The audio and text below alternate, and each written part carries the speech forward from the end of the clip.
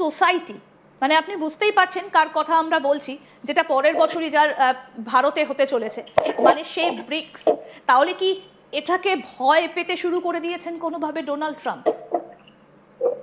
দেখুন, ভয় পাওয়ার জন্য যা যা সামগ্রী দরকার একটা অর্গানাইজেশনের, ব্রিক্সের সেটা সমস্তটাই আছে।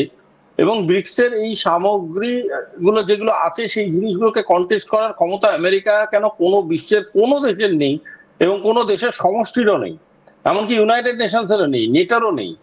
সুতরাং আজকে যদি ব্রিক্স চায় যে সমগ্রভাবে একটা ইনক্লুসিভনেস আনার, যদি ব্রিক্স চায় যে সবাইকে সাথে নিয়ে একটা কিছু তৈরি করব, আমরা সবাইকে সাথে নিয়ে কোথাও একটা কিছু বিল্ড আপ করার চেষ্টা করব, সেটাকে বিভিন্ন রকম ভাবে আটকাবার চেষ্টা বহু মানুষই করবে, সেটাই তাদের স্বাভাবিক কাজকর্ম। কিন্তু রিয়ালিটিটা হলো সেটা আটকাতে সক্ষম হবে না। যেমন আপনাকে আমি একটা কথা বলি, আমেরিকা আজকের ডেটে দাঁড়িয়ে ব্রিক্সকে এত কন্টেস্ট করছে, এত কিছু বলছে, তার মূল কারণ কিন্তু দুটো। প্রথম কারণ হলো ভারতবর্ষে অল্টারনেটিভ আর্মস মার্কেট বা ওয়েপন মার্কেট যেটা আমেরিকা চালাতো, তার অনেকটাতেই চ্যালেঞ্জ ছুড়ে দিয়েছে খুবই সুন্দর দামে খুবই এফেক্টিভ ডিফেন্স সিস্টেম তৈরি করা শুরু করে।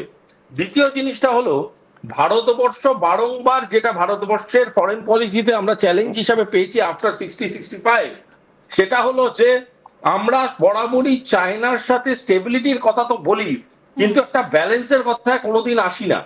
আজকের যেই সময়টা এসছে, যেহেতু আমরা চায়নায় যাতায়াত করছি, হয়তো খুব শিগগিরই প্রধানমন্ত্রীও যাতায়াত করবেন, ডেট হয়তো আর 2-3 দিনের মধ্যেই এক্স্যাক্টলি আইটিনারি সমেত রিভিল হয়ে যাবে সবার কাছেই, প্রচার মাধ্যমের কাছে, এবং আমার ধারণা সেটা খুব তাড়াতাড়ি হতে চলেছে।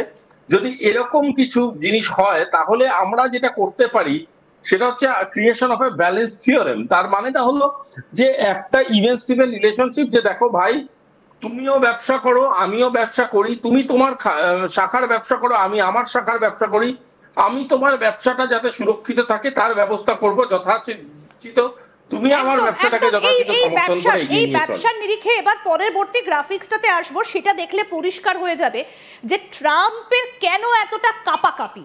আমি এখানে দুটো জিনিস একটু দেখাচ্ছি, সেটা হচ্ছে যে মার্কিন যুক্তরাষ্ট্রে কি রপ্তানি হয় ব্রিক্স গোষ্ঠীভুক্ত দেশগুলো থেকে, এবং ব্রিক্স গোষ্ঠীভুক্ত দেশগুলো কি আমদানি করে আমেরিকা থেকে। এই যে প্রথমটা হচ্ছে ব্রিক্সের প্রধান রপ্তানি, দেখুন কি কি রপ্তানি করছে। এই যে লালটা হচ্ছে চীন, তারপরে হচ্ছে ব্রাজিল ইয়েলো, ভারত অরেঞ্জ, এবং তারপরে অনেকগুলো দেশ এখানে রয়েছে। আর এই হচ্ছে মার্কিন যুক্তরাষ্ট্র থেকে আমদানি, অর্থাৎ ব্রিক্স কি কেনে মার্কিন যুক্তরাষ্ট্র থেকে। মানে বিষয়টা এই রকম দাঁড়াচ্ছে যে ব্রিক্সের প্রধান রপ্তানি মূল্য অনুসারে রয়েছে খনিজ জ্বালানি, যন্ত্রপাতি ও যান্ত্রিক বিষয় সামগ্রী, বিমান এবং মহাকাশ যান। আর ব্রিক্স থেকে প্রধান আমদানি কি হচ্ছে বৈদ্যুতিক যন্ত্রপাতি ও সরঞ্জাম, তার সঙ্গে রয়েছে আরও অন্যান্য যন্ত্রপাতি এবং যান্ত্রিক যন্ত্রপাতি, খেলনা, খেলাধুলা এবং ক্রীড়া সরঞ্জাম। মানে এখানে তো দেখতে গেলে একটা জিনিস মানে ভীষণভাবে পরিষ্কার যে আমেরিকা বেশি নিচ্ছে ব্রিক্স গোষ্ঠীভুক্ত দেশগুলো থেকে, তাই কি এতটা এই লাফালাফি শুরু হয়ে গেল? দেখো, ব্রিক্স এর মধ্যে কনজিউমার মার্কেট হাই আছে, ব্রিক্স এর মধ্যে ম্যানুফ্যাকচারিং মার্কেট হাই আছে, ব্রিক্স এর মধ্যে অলরেডি প্রুভেন সার্ভিস ইন্ডাস্ট্রি আছে, ব্রিক্স এর মধ্যে রাশিয়ার মতো পাওয়ারফুল অয়েল সেক্টর আছে, ইরানের মতো পাওয়ারফুল অয়েল সেক্টর আছে, সৌদি আরবিয়ার মতো পাওয়ারফুল অয়েল সেক্টর আছে। ব্রিক্স এর মধ্যে যেটা আরেকটা বড় ব্যাপার আছে, সেটা হচ্ছে গ্লোবাল ডিপ্লোম্যাটিক ট্রাস্ট ফ্যাক্টর, যেটা ভারতবর্ষের জন্য আজকে আছে। ব্রিক্স এর মধ্যে যদি মিলিটারি ভাবে দেখো, আর্মি, তাহলে চায়না, রাশিয়া, ইন্ডিয়া মিলিতভাবে যে সম্মিলিত সমষ্টিটি আছে, ওটা অনেক পাওয়ারফুল। সো ব্রিক্স এর কাছে এরকম মানে অনেক কোয়ালিটিগত প্রেজেন্স আছে, যে কোয়ালিটিগত প্রেজেন্সটাকে কন্টেস্ট করাটা one fine morning is not a easy task. হঠাৎ করে মনে হলো আমি কন্টেস্ট করে দিলাম, হঠাৎ করে মনে হলো আমি ব্রিক্সকে হারিয়ে একদম মাটিতে গুঁড়িয়ে দেবো, অতটা সোজা কথা নয়। দ্বিতীয় জিনিসটা বুঝতে হবে, এই ব্রিক্সকে যদি তুমি ছোট ছোট দেশ হিসাবে ভাবো, এই প্রতিটা দেশের কিন্তু নিজের একটা বাণিজ্যিক ইতিহাস আছে, নিজের একটা বাণিজ্যিক প্রেজেন্স আছে, এবং নিজের একটা বাণিজ্যিক পদ্ধতি আছে। এই সমস্ত জিনিসকে যদি কোনোভাবে আপনি অঙ্গুলি হিলানোর মাধ্যমে মনে করেন যে একটা পুতুল নাচ করব, এতটা সহজ হবে না। তার কারণটা হচ্ছে প্রতিটা দেশের নিজের নিজের আজকের ডেটে ট্রেড রুট তৈরি হয়ে গেছে, তাদের কাস্টমার বেস তৈরি হয়ে গেছে, সেটাকে রিপ্লেস করার জন্য হঠাৎ করে আমেরিকা কিভাবে আসবে? যেমন আইটি ইন্ডাস্ট্রির কথা বলতে পারি, সবাই মধ্যে একটা জিনিস ছড়িয়ে দেওয়ার চেষ্টা করছে যে এআই দিয়ে গোটা আইটি ইন্ডাস্ট্রিকে দখলে নিয়ে নেবে। অতটা সহজ নয়, কারণ ওরা যদি আইটি ইন্ডাস্ট্রিকে সার্ভিস রিলেটেড ভাবে ইন্ডিয়া যেভাবে সাপোর্ট দিয়ে গেছে, হঠাৎ করে 1 মর্নিং সবাইকে রিপ্লেস করে দেবে আমেরিকানসরা, অতটা ইজি না। কারণ আমেরিকানদের মেধাকে আমি সম্মান জানিয়েই বলছি যে আমেরিকানদের মেধাটা গোটা আইটি ইন্ডাস্ট্রিকে রিপ্লেস করবে এইরকম আমার ব্যক্তিগতভাবে মনে হয় না। কারণ এর পিছনে একটা দীর্ঘ সময়ের মেধার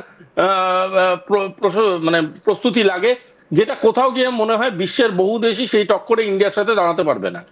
ঠিক, আমি পরের গ্রাফিক্স প্লেটটাতে যাই। এখানে পরের গ্রাফিক্স প্লেটটা যেটা দেখাচ্ছে সেটা হচ্ছে একটা নতুন ব্রিক্সের বৈশ্বিক একটা প্রভাব দেখাচ্ছে। পিপিপিতে জিডিপি দেখাচ্ছে, জনসংখ্যা দেখাচ্ছে, তেল উৎপাদন দেখাচ্ছে এবং পণ্য রপ্তানি। সব থেকে এই যে ডার্ক অংশটা এটা হচ্ছে চায়না, তারপরে অংশটা হচ্ছে ভারত এবং ওপরে রাশিয়া, ব্রাজিল, দক্ষিণ আফ্রিকা। নতুন সদস্য হচ্ছে গ্রিনের মধ্যে দিয়ে ইথিওপিয়া, সংযুক্ত আরব এমিরেটস, ইরান এবং মিশর। আমি একটু এই গ্রাফিক্সটা একটু পড়ি, তাহলে বোঝাটা সুবিধে হবে।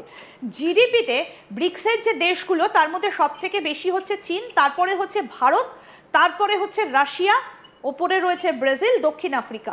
অর্থাৎ এই যে এই অংশটা আপনারা যদি একটু নজর দিয়ে দেখেন, এই যে জিডিপির গ্রোথটা যতটা হয়েছে, প্রথমে চায়না তারপরে ভারত, এইটা 2024 সালে গিয়ে মানে ভীষণভাবে ঈর্ষণীয় যে এই জনসংখ্যার দিক থেকে বা সেই গ্রোথটা কি দাঁড়াচ্ছে, চীন আর ভারতের মধ্যে কিন্তু সমান সমান।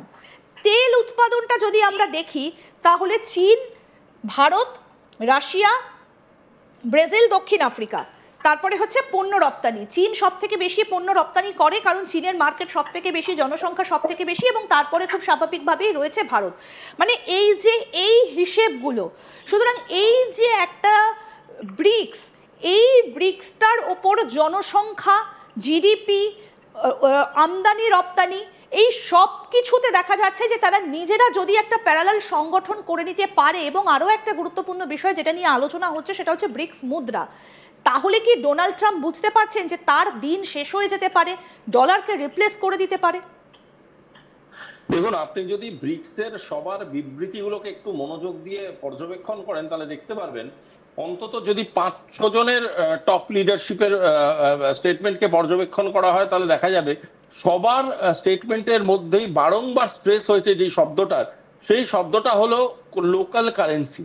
বারংবার এটা বলা হয়েছে, we encourage the usage of local currency. বারবার বলা হয়েছে লোকাল কারেন্সিকে ইউজ করুন এবং তেল, এনার্জি সেক্টরে, রিজার্ভেশন, সায়েন্টিফিক সেক্টরে আপনারা এইগুলোই ব্যবহার করুন। এই যে এটা বলার পিছনের যে মূল কারণটা সেটা হলো আস্তে আস্তে সেটা হচ্ছে ডলার ডিপেন্ডেন্সি কমানো।